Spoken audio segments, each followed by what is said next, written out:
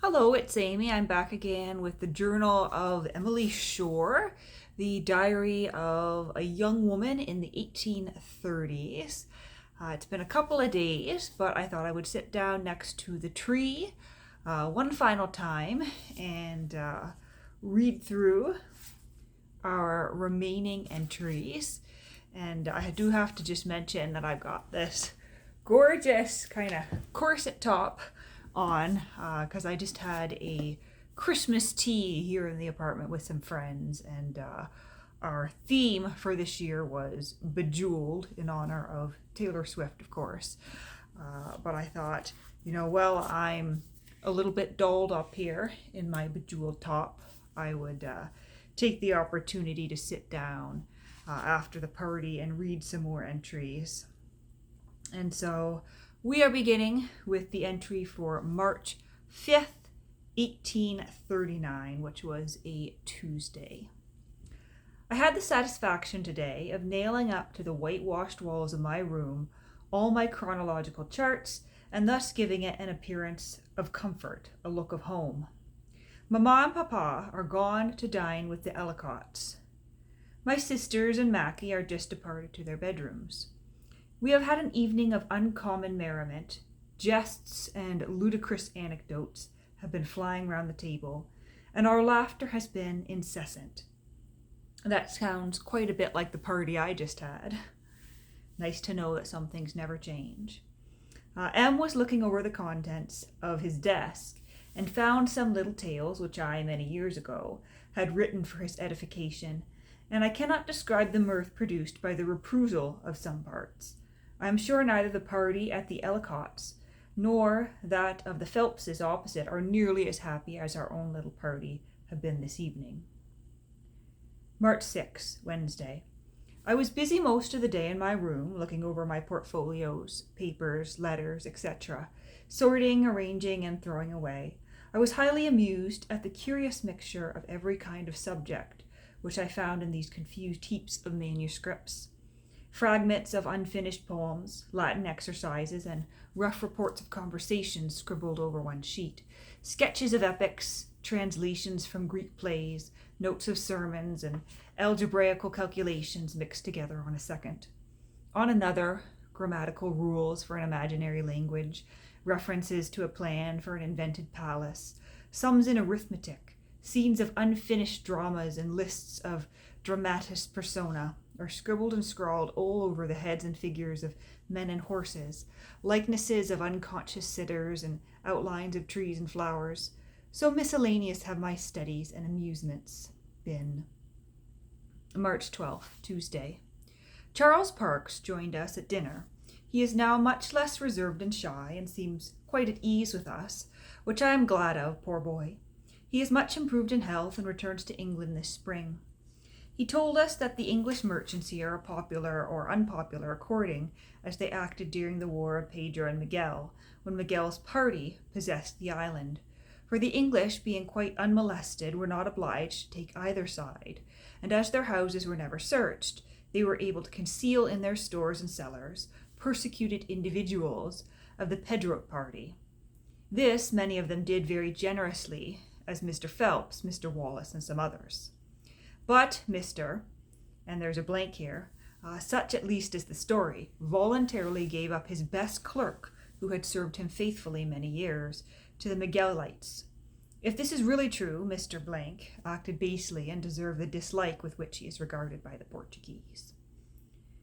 March 16th, Saturday. A day of expeditions and parties. All of us, but myself, were to spend the day with the Phelpses at their quinta on the Mount. At breakfast time came a note to me from Miss Freeman saying, "Dear Emily, this morning is so fine, we hope you will be able to go with us on a boat to Cabo Giaro. We will send the horse for you about 9 o'clock to spare you the fatigue of walking here. And pray keep quiet, dear Emily, till it comes. In haste, yours affectionately, E. A. Freeman." I forthwith put on my bonnet, and in great delight mounted the horse as soon as it arrived. We pursued our way to Cabo Giaro.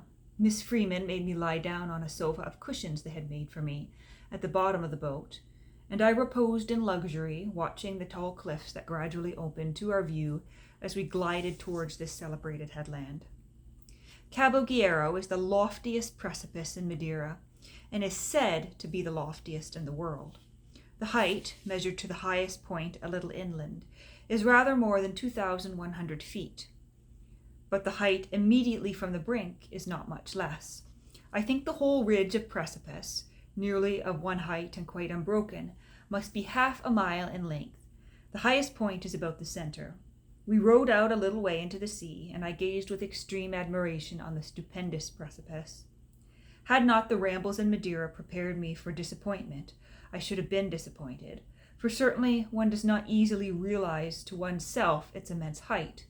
But looking up is much the least favorable way of viewing a lofty object, because you then only see it contrasted with the sky, which looks the same everywhere.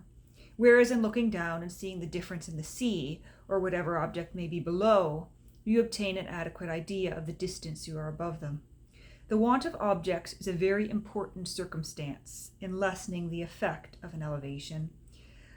But we were not nearly as much impressed as we should be at the height of Cabo Guerrero until we spied some men on the narrow beach below, and the excessive smallness of their figures immediately exalted in our ideas the rock beneath which they stood. The same effect was still more strikingly produced by a ladder, left part way up the rock, after an unfortunate explosion of gunpowder, by which 20 men were killed. There is a narrow strip of cultivated beach lying beneath Cabo Guerrero, on which are grown the finest vines, figs, and peaches in Madeira.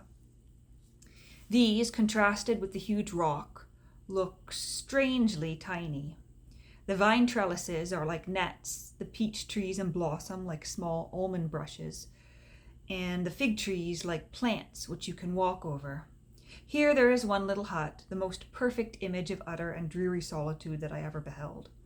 Shut in on the land side by the tremendous precipice under which it is built, and with the mighty waste of waters before it, the inhabitants are excluded from all sight of or intercourse with their fellow creatures, except by the accidental and uncertain means of boats.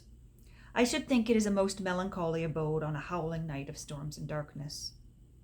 The hue of Cabo Guerrero is chiefly a dark red, but there is a great variety of dark and purple tints, of plants and streaks in many forms. There are many tufts of plants and flowers springing out of its inaccessible sides, and the distant summits are crowned with pines and low vegetation. There was another party we knew going by land to the top of the cliff, and they might have been looking down upon us that moment, but it was far too high to distinguish any creature up there. We now determined to land on the beach. This was a difficult matter, for there is a very steep bank of shingles on which the waves, even this calm day, broke with sufficient force to dash away the rope from the hands of the 2 men who had waded ashore and were trying to drag us up. So we proceeded to another part.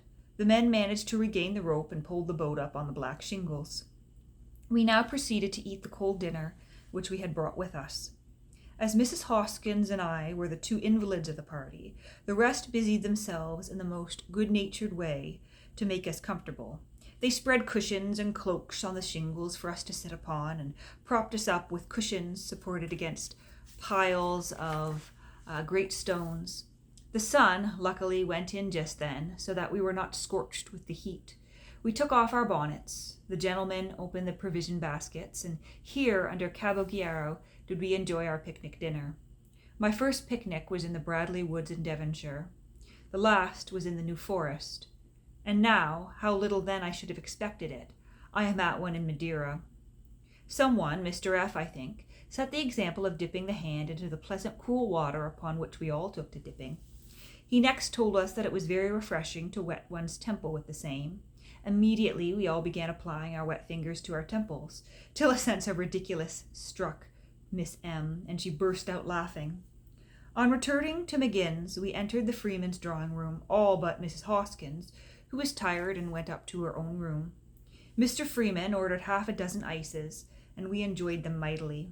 Mr. Shute, who, by the by, is very pleasing, soon after departed. Then exit Mr. Freeman, and Miss F. took me to her room, where she made me lie down while she changed her dress.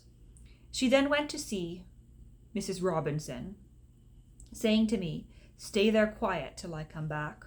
On returning, she told me that she and her brother were going to eat a little turtle and asked me to come and taste it with them, which I did.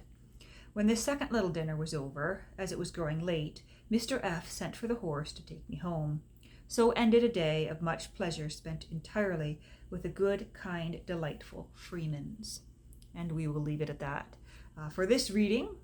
And there will be another reading posted tomorrow, which I'm going to film right now as soon as I set this one up uploading.